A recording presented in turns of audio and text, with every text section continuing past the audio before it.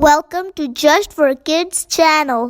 प्यारे बच्चों, आज मैं आपको सुनाऊंगी एक रंग बिरंगी मछली की कहानी जिसका नाम फिन था। वो एक गहरी समंदर में रहती थी। फिन दूसरी मछलियों से मुख्तलिफ थी क्योंकि वो सब समुद्री मखलूकात की ज़बानें जानती थी। इसीलिए वो सबसे बहुत आराम से बात कर लिया करती थी। एक दिन दोपहर के वक्त फिन रंगीन समंदरी घास के दरमियान तैरती हुई जा रही थी कि उसे एक छोटी सी मछली रोती हुई दिखाई दी।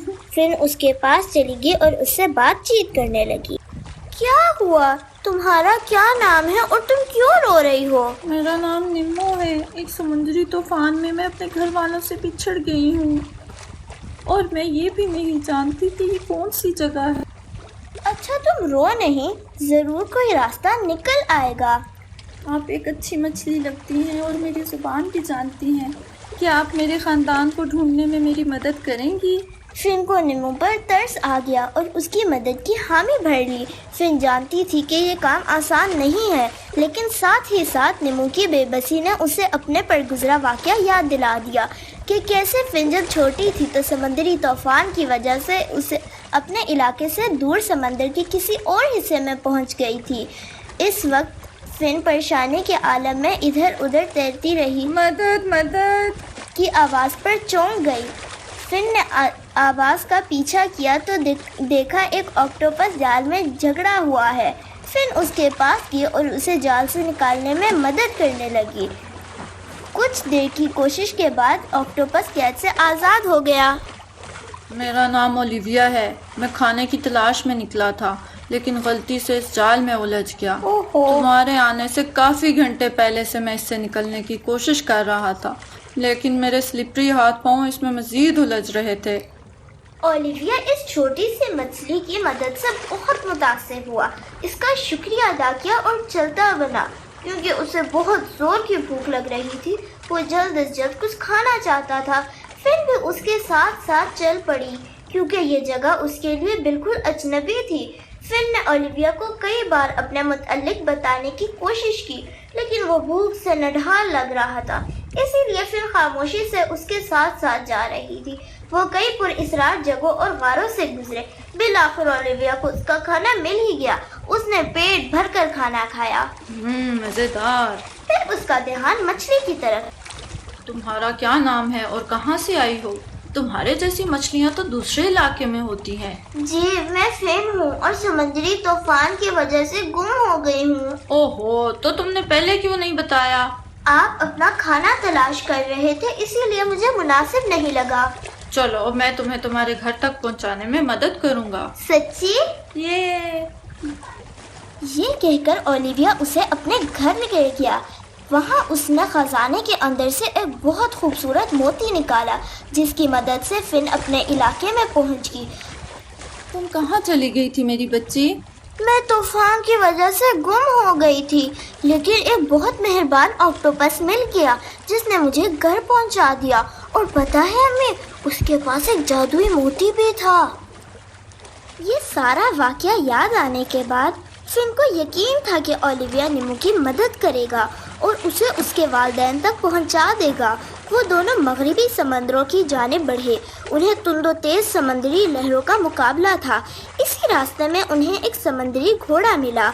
उसने उन्हें मज़ीद आगे जाने का रास्ता बताया और शिकारी मछलियों से बचने के तरीके भी बताए जो उनके बहुत काम आए। वो बचती बचाती आगे बढ़ती जा रही थी। अब वो बहुत गहरे समंदर में थी। ये जगह फिन को मानूस सी लगी। उसे याद आया यहीं कहीं वो ओलिविया से मिली थी। अभी वो ये सोच ही रही थी कि ओलिविया उसे अपनी तरफ आता दिखाई दिया। वो एक दूसरे से मिलकर बेहद खुश हुए। ओलिविया बहुत सारे खुफिया रास्ते और गारे जानता था। फिर ने ओलिविया को निम्मो की गुमशुदगी का बताया। ओलिविया निम्मो के लिए बहुत परेशान हो गया और उन्हें अपने गार में ले गया, जहां ओलिविया ने उन्हें एक खुफिया सुरंग दिखाई जो मजीद गहराई में जा रही थी। क्या हमें अभी और भी आगे जाना होगा? वो जादुई मोती जिसकी मदद से मैं बिछड़े हुए खानदानों को मिला देता था, अब एक कोबरा के पास है। कोबरा ने झूठे बहाने से वो मोती मुझसे हथिया लिया। वो कैसे? कुछ दिन पहले कोबरा मेरे पास रोता धोता आया। کہ میں بہت ہی مشکل میں ہوں، خدارا میری مدد کرو، میری امی گم گئی ہیں۔ جب میں وہ جادوئی موتی اس کے پاس لایا، وہ مجھ سے چھین کر اس سرنگ میں بھاگ گیا۔ تو کیا آپ کو معلوم ہے کہ وہ جادوئی موتی کہاں ہے؟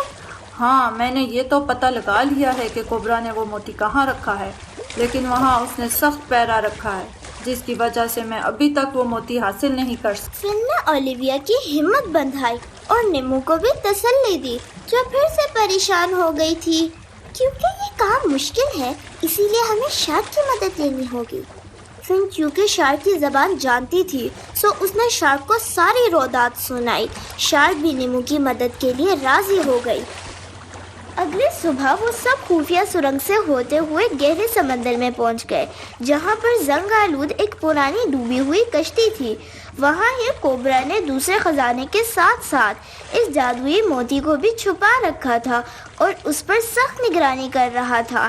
شارک چونکہ ایک بہت ہی بہادر اور بڑی مچھلی تھی، شارک کو دیکھتے ہی کوبرا ڈر کر بھاگ گیا۔ بھاگو! وہ سب موتی حاصل کر کے بہت خوش تھے۔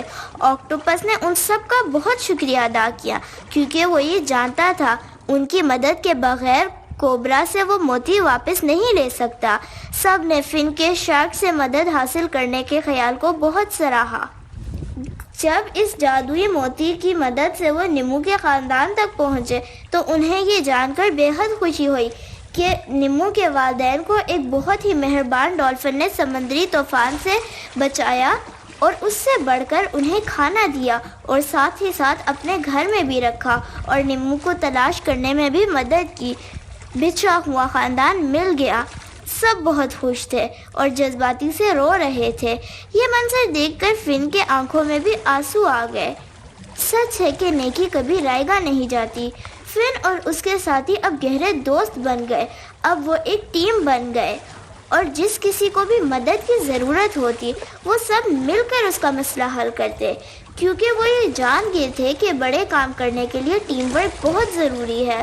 الگ الگ رہ کر چھوٹا کام تو لیا جا سکتا ہے، لیکن بڑا کام مل کر ہی ہوتا ہے۔